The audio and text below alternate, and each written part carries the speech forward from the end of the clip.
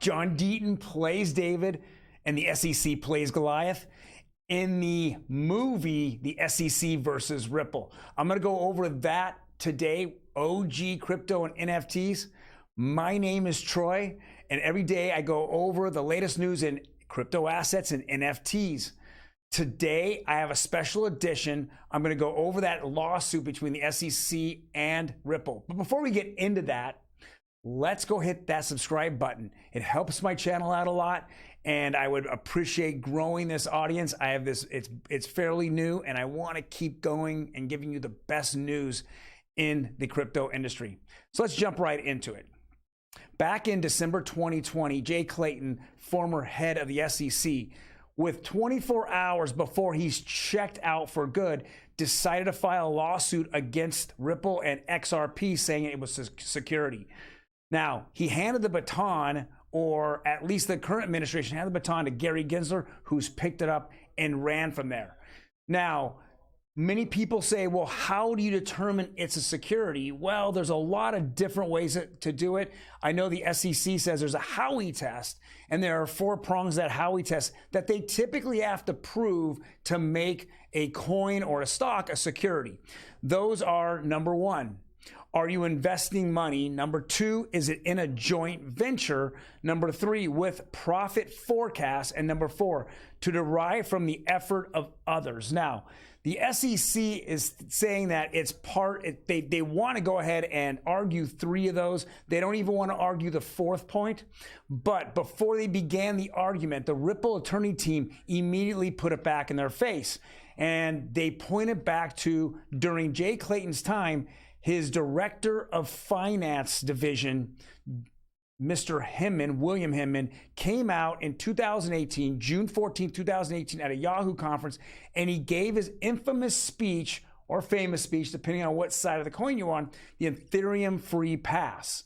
Now, if he gave the Ethereum free pass, whose actually opinion is it? Is it the SEC's opinion or his personal opinion? Well, the arguments back and forth with Ripple was, hey, this is the SEC stance. So if it's the SEC stance, then you tell me why Ethereum isn't a security, and he made the speech, versus, that Ripple or XRP is a security.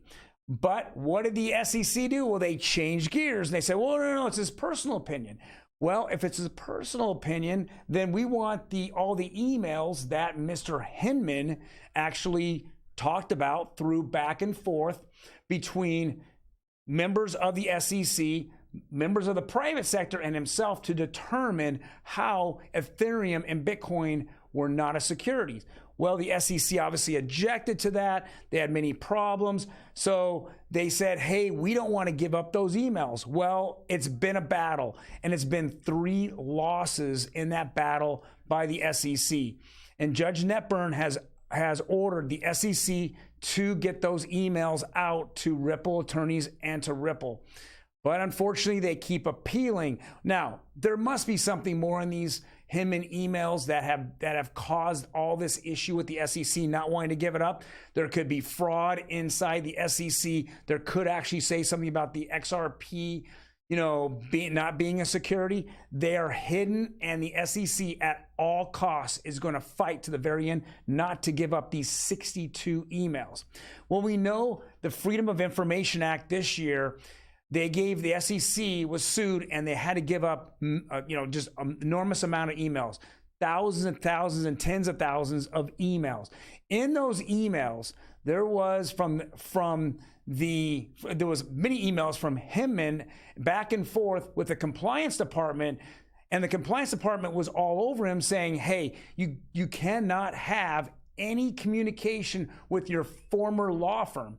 Well, that's funny, because the Ethereum Alliance was being, let's say, in conjunction, in partnership with his former alliance, Thatcher Simpson. So Thatcher Simpson was protecting the Ethereum Alliance, they were representing them, actually. So during the time before Hinman became an SEC director, they were representing him. During his time at the SEC, they were also. But Hinman received $5 million a year from his former law firm, which he said he retired from. And then, of course, when he left the SEC in 2020, he went right back to Thatcher Simpson and became a lawyer there. And the Ethereum Alliance was still being represented by that law firm. This is a huge issue. This is a huge conflict of interest.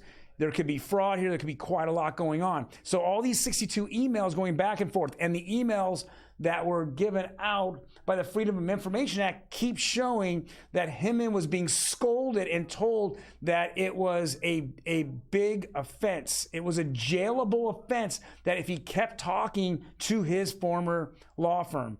And we find out now that he did have communication after those emails that were presented. So how do I wrap all this together? What is the SEC, first of all? Well, the SEC is a governing body to prevent, or protect, I should say, investors in the United States. And part of that is to make sure that if it's a security, they can oversee it and make sure that that security is protecting the investor that's in it. Now, if they deem something not a security, well, then that's an issue, and they can go after those companies as well. And that's what they're doing with Ripple right now. So let's fast forward all this to the present day. Well, the present day is Judge Netburn has ordered the SEC to give up these Hinman emails, and she's done it 3 times. Now the SEC now has gone to the other judge and said, hey, we're going to appeal this to Judge Torres. And if Judge Torres says no, well, this is going to be a big issue, right? So they're in that right now. But John Deaton, sitting on the sidelines, struck at the right moment. And he struck saying that, hey, I'm representing, and here it says 67,000 XRP holders. He actually is representing almost 69,000 up to date. And he went in and he said, I want to be part of this lawsuit. I want to show you that what the SEC should be doing is protecting the 69,000. Instead, they harmed them. And how did they harm them? The day the lawsuit was shot out back in December 2020, the price fell. There's no other day the price got destroyed by some other entity like the SEC other than that day. They got hurt more by the SEC than any other time. So John Deaton is representing these 69,000-ish XRP holders. Well, of course, SEC objected to it. They've argued this point over many times.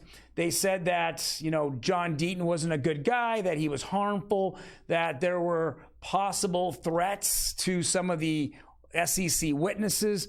It's just been kind of a back and forth between John Deaton, Ripple, and SEC. Well, Judge Torres just kind of ended that all right now and said, no, we are going to go ahead and allow John Deaton to represent this and be involved in the lawsuit all the way to the judgment in which the judge is going to make a decision, right? So it's been a great ride. We commend John. He's been like this knight in shining armor. I'll call him David in the biblical sense of David and Goliath.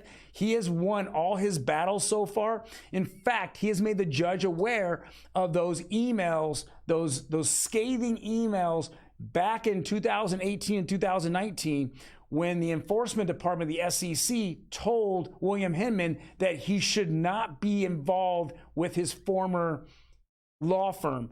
And he's made it clear to them that he was under that scrutiny back then, but there was nothing done about it. And then his former law firm, who again represents Ethereum, is now out there, and having this free speech, this free Ethereum speech, that Mr. Hinman did, it's just bad. Everything here stinks. And so that's where we're starting to see a lot of this, these witnesses, and we're hearing about, a witness coming forward for the SEC, not a witness, but someone that's going to refute anything that's going on with Ripple and what the investor thought when they purchased Ripple. Even today, they say it's a security, but in the minds of an investor, they brought in, and it's quote unquote, a gentleman named John Duty, and he's supposed to refute any reason why XRP holders were out there and only looking at XRP as a instrument of which they're going to make money from because of what Ripple does. And John Deaton's here and said, no. There's so many more use cases for XRP. This is his fight. His fight is saying that XRP, on the XRP ledger, there's so much being built on it. And XRP can be used daily. It can be used at an ATM machine. There's ATM machines. And it can be used to purchase online goods. There's games that are built on the XRP ledger using XRP. It's just not here as simply a instrument in which I'm going to invest in, and I'm investing whatever Ripple does is going to increase the value or decrease the value of my coin. So that's his fight, and that's what he's been going after. Now, let's really think about this.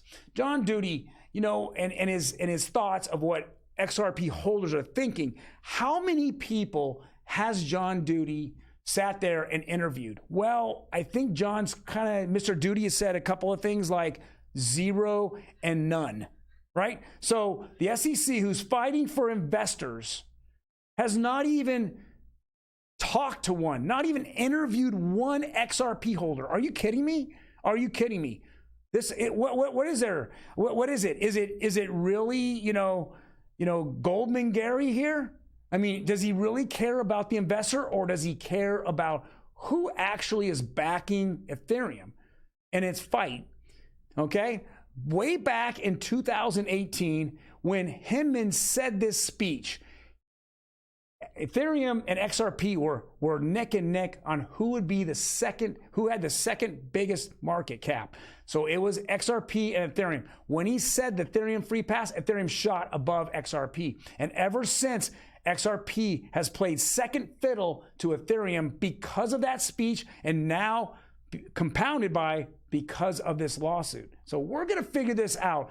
This lawsuit hopefully will end by the end of the year. I know that the fiscal year ends for the SEC on their budgets in September. We're thinking that if they're forced to give these Hinman emails out, there's something really bad in this, really bad. And if there's something really bad, they're going to settle before they'll ever give them up. And I'm hoping Pat Toomey or somebody in Congress, Emmers, comes up and they make them, if they don't give up these emails today or within this lawsuit, I want to hope that John Deaton can get those guys to give up those emails, in the future, because somewhere in those emails, it shows, I believe, and I think a lot of people suspect, that there's corruption inside the SEC. They knew it, and they still are doing nothing about it. They're just going along with the agenda and the narrative. That is not good. But to wrap this all up, I'm watching this XRP Ripple / SEC, and I am rooting for John Deaton. David, take that slingshot and throw that pebble right at the SEC and help take them down and restore order to the crypto markets. You guys have a fantastic rest of the weekend, and I will see you Monday. You guys take care.